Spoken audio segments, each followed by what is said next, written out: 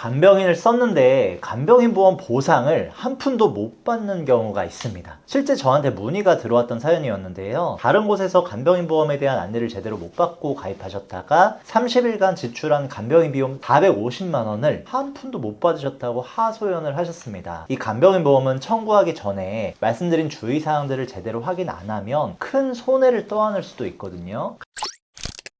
간병인 보험은 입원하고 간병인을 고용했을 때 하루에 15만 원 정도의 보험금을 지급해주는 보험인데요. 이 한 달 동안의 간병인을 썼다면 약 450만 원 정도를 받게 되는 거겠죠. 하지만 이 가입 전 몇 가지 주의하실 점이 있습니다. 이걸 놓치고 계시면 보험료는 다 냈는데 아무런 보장도 못 받는 손해를 보실 수가 있어요. 첫 번째는 청구할 때 필요한 서류들을 꼼꼼하게 준비를 해놔야 됩니다. 이런 서류들을 미리 준비 못 하셨다가 보험금 한 푼도 못 받는 경우들이 있거든요. 작년에 이 금감원이 간병인 보험 약관을 개정하면서 보험금 청구 시에 추가 증빙 서류를 요청할 수 있게 만들었는데요. 이 추가 증빙 서류들을 보면 이 간병의 범위와 비용, 근무 시간이 표기된 간병인 사용 계약서부터 실제로 간병을 했는지를 확인하기 위한 간병 근무 일지나 간호 기록 등을 요청할 수 있게 됐습니다. 따라서 청구에 차질이 없게끔 서류 준비를 꼼꼼히 해야 되고요. 다만 요새는 간병인을 고용한 어플에서 간병 일지를 직접 작성할 수 있게 되어 있다고 합니다. 그래서 이 점 잘 참고하셔서 보험금이 부지급되는 일을 피하시면 좋겠네요. 여기에 이제 기본적으로 준비해야 하는 서류들도 있습니다. 먼저 병원에서는 기본적으로 병원비를 결제하면 주는 의료비 영수증, 그 외 진료비 세부 내역서와 입퇴원 확인서를 보험사에 제출하셔야 되고요. 간병 업체에서는 서비스 이용 내역 확인서, 그리고 회원가입 사실 증명서, 사업자 등록증과 매출 전표 또는 카드 결제 내역, 계좌 이체 내역처럼 간병비 지불 내용을 입증할 만한 서류를 요청하셔야 됩니다. 이렇게 서류들을 모아서 보험사에 청구를 요청하면 하루 일자와 가입 금액을 계산해서 보험금을 지급받을 수가 있겠죠. 그래서 이 간병인을 쓰기 전에 미리 담당자에게 연락하셔서 이 간병인 쓸 거니까 준비해달라고 말을 해두시거나 처음부터 좀 연락이 잘 되고 관리를 잘 해주는 담당자를 선택하시는 게 좋으시겠죠. 두 번째는 이 보험 약관상 직접적인 치료 목적이라는 문구를 피해라는 겁니다. 보험금 지급 약관에 직접적인 치료 목적이라는 문구가 있을 경우에요. 합병증이나 후유증 또는 요양병원에 입원했을 때 보장을 못 받을 수도 있어요. 이렇게 보험금 지급 사유에 직접적인 목적이라는 문구가 없는 회사를 선택하시는 게 좋습니다. 간혹 설계사에 따라서 직접적인 목적 문구가 있어도 보장이 된다고 말씀하시는 분들도 계시는데요. 그런데 여러분, 어떤 회사는 이 문구가 있고 어떤 회사는 없어요. 보험 약관에 의미 없는 문구란 존재할 수가 없다고 생각하거든요. 이 직접적인 치료 목적이라는 문구가 있다면 문구를 포함한 이유가 있는 거죠. 이렇게 내가 나중에 보장 받을 수 있을지 없을지 모르는 애매모호한 보험사가 있는 반면에 어떤 보험사는 애초에 이런 우려를 가질 필요도 없이 이런 독소조항 자체가 없습니다. 그렇다면 불리하게 적용할지 모르는 약관을 가진 회사를 굳이 선택할 필요가 있을까요? 이 다른 보험이긴 하지만 과거에 직접적인 목적이라는 문구로 인해 비슷한 분쟁 이슈가 있기도 했습니다.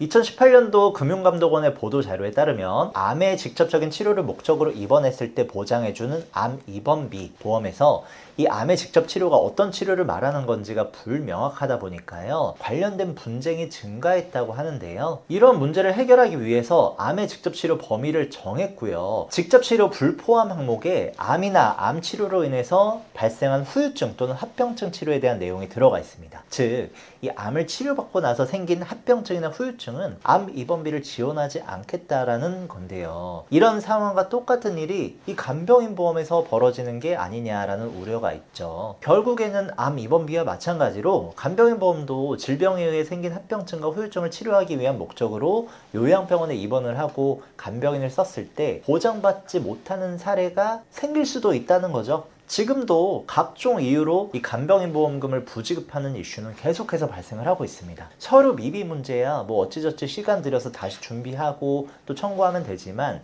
이 약관 자체의 문제라면 이거는 얘기가 달라지는 거거든요.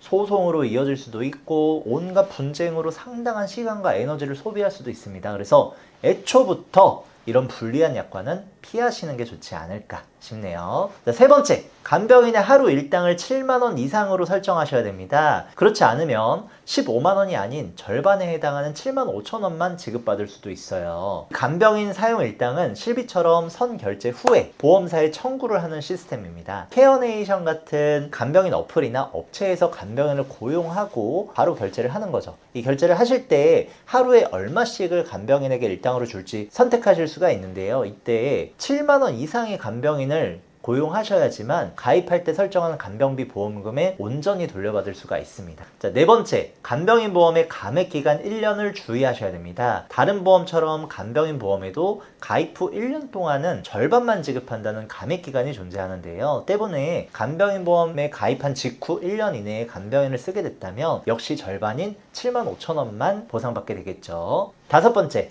면책기간 180일에 주의하라는 겁니다. 기본적인 간병인 보험의 보장 기간은 180일인데요. 쉽게 말하면 최초에 입원을 한 날부터 180일까지는 보장이 되고 181일부터 360일의 기간에는 보장을 하지 않는다는 겁니다. 한 구독자님의 할머님께서 말기 암으로 인해서 요양병원에 2년 이상을 입원하셨다고 하는데요. 간병인 보험의 180일 면책 기간에 의하면 할머님께서 간병인을 썼을 땐 총 입원 기간 730일 중에 370일만 간병인을 보장하고 나머지는 사비로 전부 다 지출해야 하는 상황인 거예요. 이런 보장 공백이 발생하면 상당한 지출 부담이 될 수 있는데요. 따라서 간병인 보험 준비하실 때 이렇게 180일 이상도 보장해주는 추가 담보를 같이 구성해 주시는 게 좋습니다. 실제로 보험료도 얼마 안 하니까요. 함께 구성해서 공백 없이 보장받을 수 있는 게 좋겠죠. 지금까지 간병인 보험에 가입할 때와 청구할 때 주의사항 5가지 말씀드렸습니다. 실제로 간병을 경험한 분들 중에 96%가 이 간병비가 부담스럽다고 응답을 하셨어요. 그런데 최근에 간병비 한도가 20만원에서 15만원으로 이렇게 줄어들면서 간병인 보험으로도 빠듯한 게 아니냐 하실 수도 있습니다. 주의사항까지 신경 써서 청구를 했는데 지출했던 간병비에 비해서 턱없이 부족한 보장이라면 이건 내 사비가 들어가게 되는 거거든요. 그래서 지금부터는 이 보장이 축소된 간병인 보험을 대비할 수 있는 보완 플랜들 좀 소개를 해드리겠습니다. 연령에 따라 도움되는 특약이 좀 다르기 때문에 이 점을 감안하면서 끝까지 꼭 시청해주세요. 본 광고는 심의 기준을 준수하였으며 유효기간은 심의일로부터 1년입니다. 당장 간병인이 필요한 어르신분들을 위한 간병인 지원 일당입니다. 간병인 보험은 앞에서 설명드린 간병인을 직접 고용해서 쓰고 난 비용을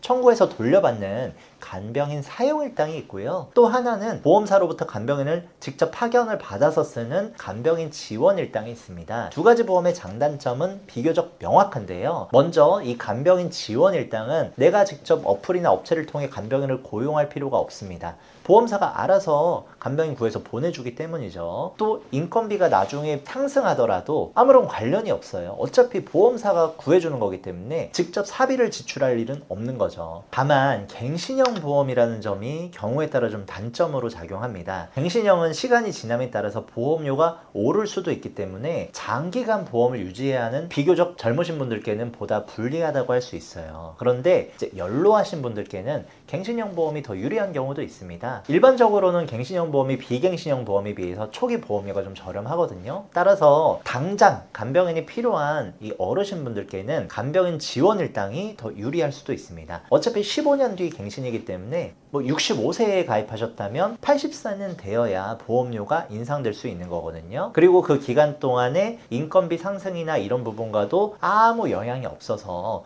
큰 부담 없이 간병인을 지원받을 수가 있는 거고요. 자, 15년 납 15년 만기 보험료는 이 정도인데요. 이 간병인 지원 일당은 일반 병원은 당연하고 요양병원에서도 되고요. 한 질병 한 사고당 180일 이상 365일까지 담보도 추가할 수가 있습니다. 사실상 1년 내내 보장되는 구조인 거죠. 심지어 고혈압, 고지혈증, 당뇨병 등 만성질환을 가지고 계셔도 가입할 수가 있는 유병자형도 있어요. 이 고령이신 어르신분들께는 이처럼 초기 보험료가 저렴하면서도 유병자형도 되고 다루기 힘든 어플을 사용하지 않고도 그냥 전화만 하면 간병인 보내주고 그리고 인건비 인상 걱정도 없는 간병인 지원 일당이 더 나을 수도 있습니다. 두 번째는 이 중장년층 분들을 위한 간병인 입원 지원비인데요. 60세 이하 분들이 집중해 주시면 좋을 것 같고요. 이 특약은 간병비로 지출했던 금액 구간에 따라서 추가로 지급받을 수 있는 보험입니다. 카드를 쓴 만큼 다음에 일부를 돌려받는 페이백 구조랑 비슷한데요. 현재 이 입원 지원비를 판매 중인 곳은 총 2곳인데요. A사는 200만원 미만 지출 시에 50만원을, 300만원 이상 지출 시에는 200만원을, 이렇게 B사에 비해서 조금 더 구간이 촘촘하다는 특징이 있습니다. 또 보장되는 금액대도 훨씬 많고요. 만일에 하루 11만원씩 한 달 동안 간병인 비용을 지출을 했다면 15만원짜리 간병인 보험으로는 30일간 40만원을 보상받게 되겠죠. 그런데 간병인 입원 지원비까지 가입을 해주셨다면 A사로는 330만원 구간 기준 200만원을 추가로 보상받으시는 거고요. B사는 150만원을 추가로 보상받게 됩니다. 그럼 총 지급받은 보험금은 A사 650만원, B사 600만원이 되는 거죠. 이 입원 지원비는 간병비로 지출한 금액을 기준으로 지급이 되기 때문에 간병인 보험의 보장이 줄어든 것도 관련이 없고요. 보장 청구가 까다로워지거나 하는 문제와도 관련이 없습니다. 그냥 간병인 비용을 얼마를 썼는지만 중요한 거죠. 20년 납 100세 만기 55세의 기준으로 보험료는 이 정도면 충분한데요. 뿐만 아니라 기존에 이미 간병인 보험을 가입하신 분들도 이 특약만 가지고 단독 가입이 가능합니다. 간병인 사용 시점이 애매하신 분들은 인건비 인상에 따른 대비를 바로 이 간병인 입원 지원비 특약을 통해서 준비하시는 것도 좋겠고요. 세 번째는 간병인을 쓰기까지 오랜 시간을 좀 기다려야 될 수도 있는 젊으신 분들을 위한 체증형 간병인 사용 일당인데요. 40세 이하 분들이 보시면 좋고요. 이 특약은 단 한 가지, 인건비와 물가 상승을 대비한 간병인 보험입니다. 이 농림축산식품부 올해 초 보도 자료에 따르면 2014년도에 최저임금이 5,210원이었는데요. 2025년도에 단 11년 만에 2배 가까이 올랐다고 하죠. 그 말은 지금은 15만원 간병비 일당으로 어찌저찌 해결이 될 수 있겠지만 이게 10년 뒤에는 부족해질 수도 있다고 볼 수 있습니다. 그래서 노후의 간병비를 대비하기 위해서 보다 일찍 준비하신 40세 이하의 젊으신 분들께는 이 인건비 인상 문제는 언젠가 맞이하게 될 미래라고 볼 수 있겠죠. 체증형 간병인 보험은 보시는 것처럼 회사에 따라 체증되는 방식은 다르지만 기본적으로 20년 뒤 2배로 체증되는 구조는 동일합니다. A사의 경우는 5년을 주기로 조금 더 촘촘하게 이루어져 있고요. C사는 중간 과정이 없이 20년 뒤 2배로 체증되는 방식을 띠고 있죠. 만일에 A사로 가입하셨다면 가입 후 5년에는 18만원, 10년 차에는 22만 5천원, 15년 차에는 27만원, 20년 차에는 30만원을 지급받게 되는 겁니다. 고령화 사회가 다가오면서 의료비와 함께 간병비의 부담은 날이 갈수록 커지고 있는데요. 간병비는 현재 국민건강보험이나 실비보험 어디에서도 지원되지가 않기 때문에 간병 파산을 막기 위해서는 이 간병인 보험을 꼭 준비하셔야 됩니다. 이 사고라는 게 언제 어디서 어떻게 일어날지 모르는 것처럼 간병이 필요한 순간도 갑자기 찾아올 수가 있어요. 이젠 나 자신뿐만 아니라 우리 부모님을 위해서라도 간병인 보험을 준비하시는 게 좋습니다. 저희 보험신사에서는 소비자 여러분들께 불리한 약관을 피해서 간병인 보험 설계를 꼼꼼하게 도와드리고 있기 때문에요. 불필요한 보험료의 부담을 줄이고 최소한의 보험으로 최대의 든든함을 느끼실 수 있도록 전체 보험회사의 객관적인 통계자료 분석해서 한 분 한 분 상황에 맞춘 합리적인 설계를 청구 관리까지 저희가 도와드리고 있습니다. 간병인 보험 문의사항 있으시거나 또는 기존의 간병인 보험 가입해 주신 거 좀 분석이 필요하신 분들은 언제든 편하게 카톡이나 문자 남겨주시면 친절하게 도움드리겠습니다. 영상 도움되셨다면 구독과 좋아요 꼭 한번 눌러주시고요. 끝까지 시청해 주셔서 감사드립니다.